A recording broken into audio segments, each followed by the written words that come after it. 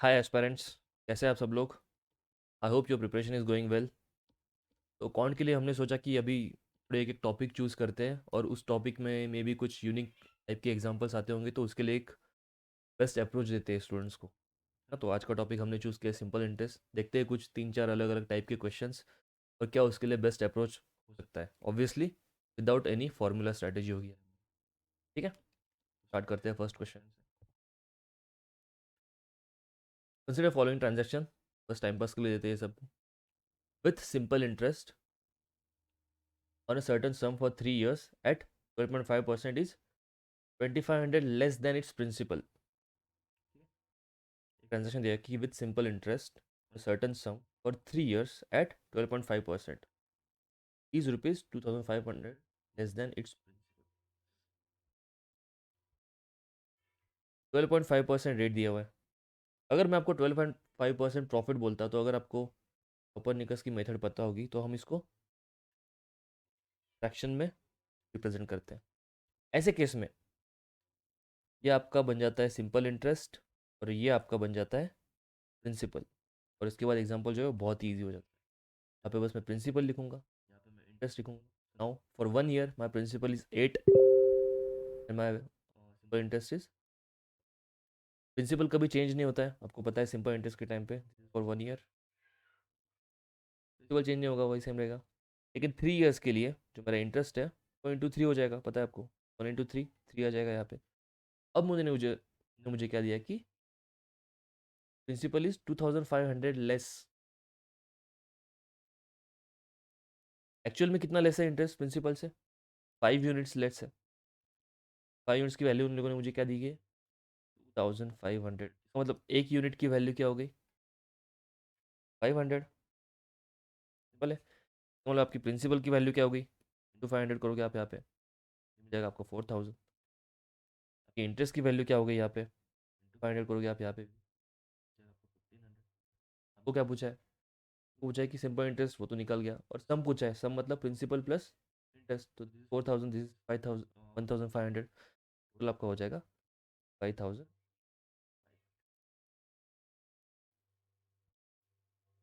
Simple. Sorry, ये profit नहीं है सिंपल इंटरेस्ट के टर्म में। अगर मैं प्रॉफिट लॉस में बोलता हूँ तो ये आपका हो जाएगा प्रॉफिट और ये आपकी हो जाएगी कॉस्ट प्राइस। ये आपका हो जाएगा प्रॉफिट, ये आपकी हो जाएगी कॉस्ट प्राइस। होगा प्रॉफिट लॉस में आप फॉलो करोगे या सिंपल इंटरेस्ट। ठीक है, अप्रोच चेंज नहीं होगा। नेक्स्ट क्वेश्चन देखते हैं। Baban has applied for a loan, the given rate of simple interest, the ratio of principal and amount for a certain period of time is 5:7। लिख लेते हैं जो भी हमें इन्फॉर्मेशन मिल रही है यहाँ पे। प्रिंसिपल एंड अमाउंट की बात चल रही है, ठीक है। इंटरेस्ट की बात नहीं चल रही है। प्रिंसिपल एंड अमाउंट मतलब अमाउंट क्या होता है? प्रिंसिपल प्लस आपका interest. This is 5:7 for certain period. After 4 years, after 4 years with the same rate of interest, the ratio of principal to amount becomes 7:11। 7:11 हो जाता है। इस क्वेश्चन को सॉल्व करने के लिए आपको बस सिंपल एक चीज नोटिस करनी पड़ेगी। एक सेकंड,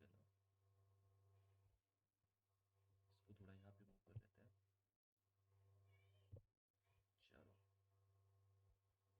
चलो, ये प्रिंसिपल मेरा कभी भी चेंज नहीं होता है। तो ये कहीं यहाँ पे तो चेंज हो गया है। सबसे पहले इसको इक्वल करते हैं। 5 और 7 का एलसीएम आपको पता होगा 35 होता है।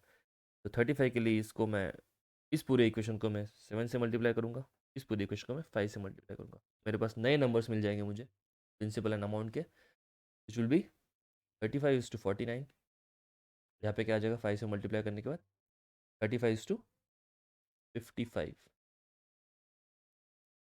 तो आप मुझे बताओ, प्रिंसिपल सेम हो गया तो मेरा मेन जो काम था वो तो हो गया। 4 ईयर्स में कितने यूनिट्स बढ़े हैं यहाँ पे? 6 यूनिट्स बढ़े हैं। इसका मतलब एक साल में कितना यूनिट बढ़ा है? 1.5 यूनिट्स बढ़े हैं। तो 1.5 यूनिट का जो मुझे इंटरेस्ट मिला है एक साल में, मुझे किसके ऊपर मिला है? 35 के ऊपर मिला है, करेक्ट।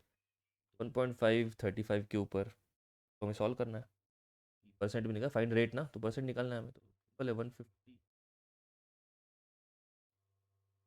मल्टीप्लाई करते 100 से अगर मल्टीप्लाई करेंगे तो यही मिलेगा, नथिंग बट 30/7, 4/2/7, 4.3% बोल सकते हैं। ठीक है, एकदम सिंपल अप्रोच, ना किसी फॉर्मूला की ज़रूरत है, ना किसी इक्वेशन की ज़रूरत है।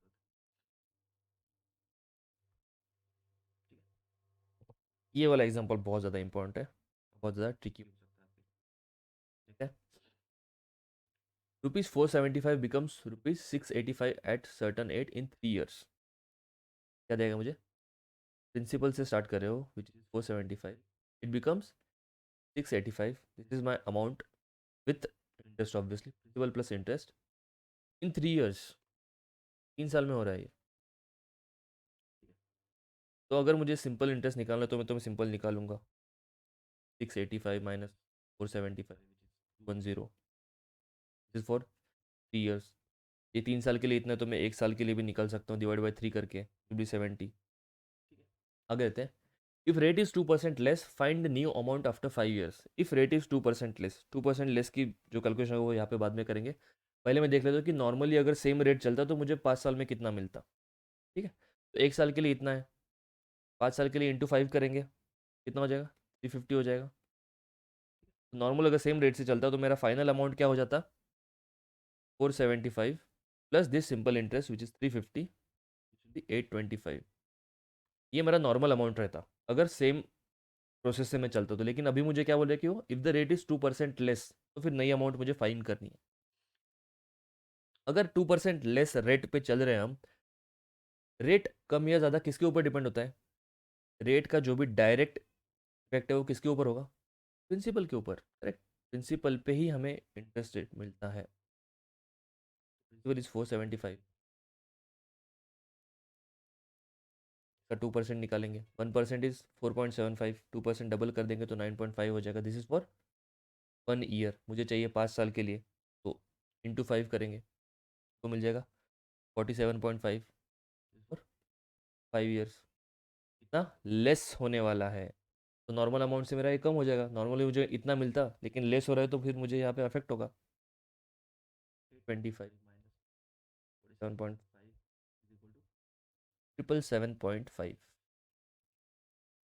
This will be my new amount after 5 years if I am getting 2% less rate of interest.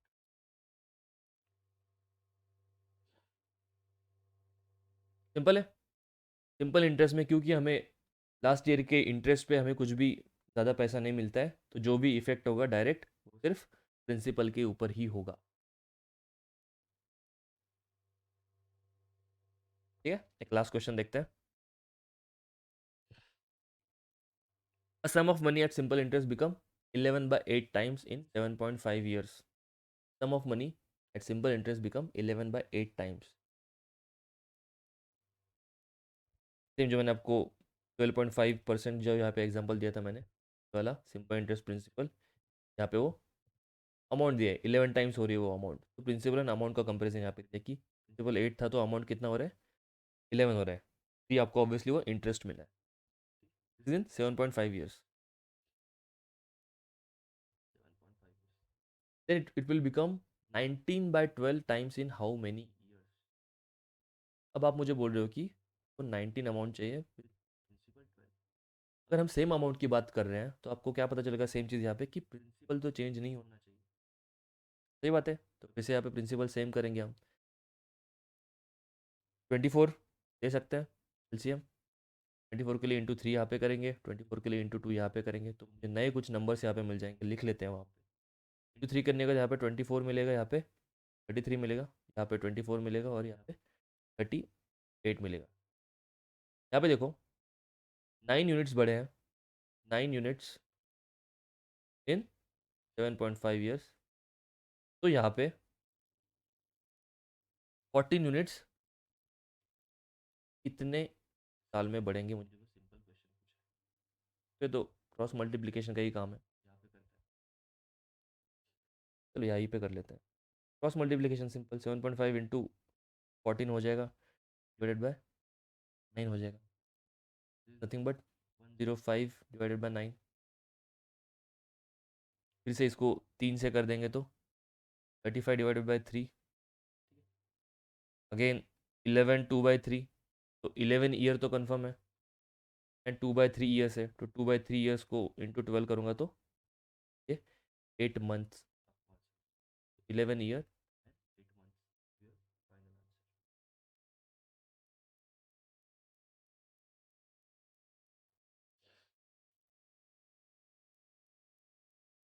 Simple था अप्रोच। होप आपको समझ गया होगा। आपको कुछ भी डाउट्स आते हैं इस क्वेश्चंस में, या फिर आपके कुछ अलग क्वेश्चंस होंगे तो नीचे कमेंट बॉक्स में डालिए। नेक्स्ट टॉपिक में भी हम कंपाउंड इंटरेस्ट लेंगे कि उसके कौन से अलग अलग टाइप के यूनिक एग्जाम्पल्स होते हैं, उसके कुछ सोल्यूशन देखेंगे, ठीक है। जो भी आपको लगते हैं आपके नए लर्निंग्स और इंपॉर्टेंट पॉइंट्स हो सकते हैं, नोट डाउन करके रखो, तो कि जब भी आप बाद में रिवीजन करोगे, रिवाइज करोगे, तो आपको आसानी होगी। ठीक है guys, all in one link available है डिस्क्रिप्शन बॉक्स में। हम अवेलेबल है इंस्टाग्राम पे, टेलीग्राम पे, एंड यूट्यूब पे, तो ऑब्वियसली आप देख रहे हो। ओके गाइज, बढ़ते रहो, फिर से मिलते हैं। Bye, take care.